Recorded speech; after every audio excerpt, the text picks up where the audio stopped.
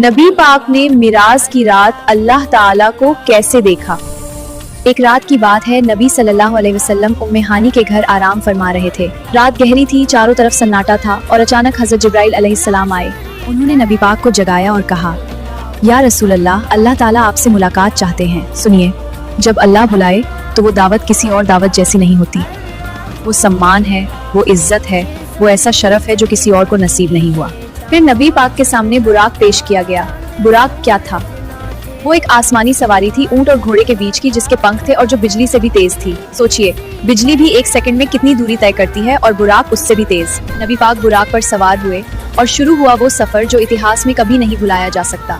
बुराक पर सवार होकर नबी सल्लल्लाहु अलैहि वसल्लम मक्का से मस्जिद अक्सा पहुंचे। ये वो जगह है जो आज फिलिस्तीन में है, जो मुसलमानों का पहला किबला था, और वहाँ सभी नबियों की मौजूदगी में नबी पाक ने इमामत की।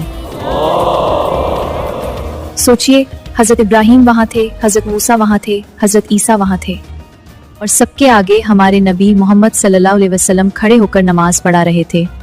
ये वो शरफ था जो अल्लाह ने सिर्फ अपने महबूब को दिया। और वहाँ शुरू हुआ असली सफर, सातों आसमानों का सफर। नबी सल्लल्लाहु अलैहि वसल्लम एक एक करके सातों आसमानों से गुजरे।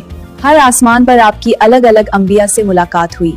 चलिए, मैं आपको बताती हूँ कि किस आसमान पर किससे मिले। पहले आसमान पर नबी पाक की मुलाकात हुई हजरत आदम अलैहिस्सलाम से, पहले इंसान, पहले नबी। हजरत आदम अलैहिस्सलाम ने मुस्कुराकर कहा, मरहबा मेरे नेक बेटे, मेरे नेक नबी। दूसरे आसमान पर नबी सल्लल्लाहु अलैहि वसल्लम की मुलाकात हजरत याहया और हजरत ईसा अलैहिस्सलाम से हुई। हाँ, वही ईसा यीशु जिनके बारे में लोग सोचते हैं कि वो सलीब पर मारे गए, लेकिन हकीकत ये है कि अल्लाह ने उन्हें जिंदा आसमान पर उठा लिया था। तीसरे आसमान पर मिले हजरत यूसुफ अलैहिस्सलाम, जिन्हें अल्लाह ने आधी खूबसूरती दी थी।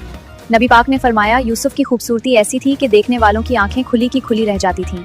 चौथे आसमान पर मिले हजरत इदरीस अलैहिस्सलाम, जिन्हें अल्लाह ने जिंदा ही ऊपर उठा लिया था। कुरान में अल्लाह फरमाता है, और हमने उन्हें ऊंचे दर्जे पर उठा लिया। पांचवें आसमान पर हजरत हारून अलैहिस्सलाम से मुलाकात हुई, हजरत मूसा के भाई, बहुत नेक और सब्र करने वाले। छठे आसमान पर हजरत मूसा अलैहिस्सलाम से मुलाकात हुई, अल्लाह के कलीम, जिन्होंने फिरौन से टक्कर ली। और सुनिए, जब नबी पाक आगे बढ़े तो हजरत मूसा रोने लगे। जिब्राइल ने पूछा, क्यों रो रहे हो?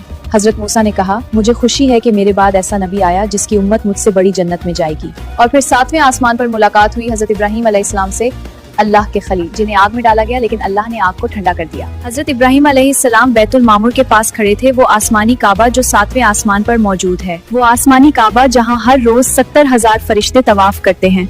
अगर आप भी नबी पाक से सच्ची मोहब्बत करते हैं तो कमेंट में सुभान अल्लाह जरूर लिखें।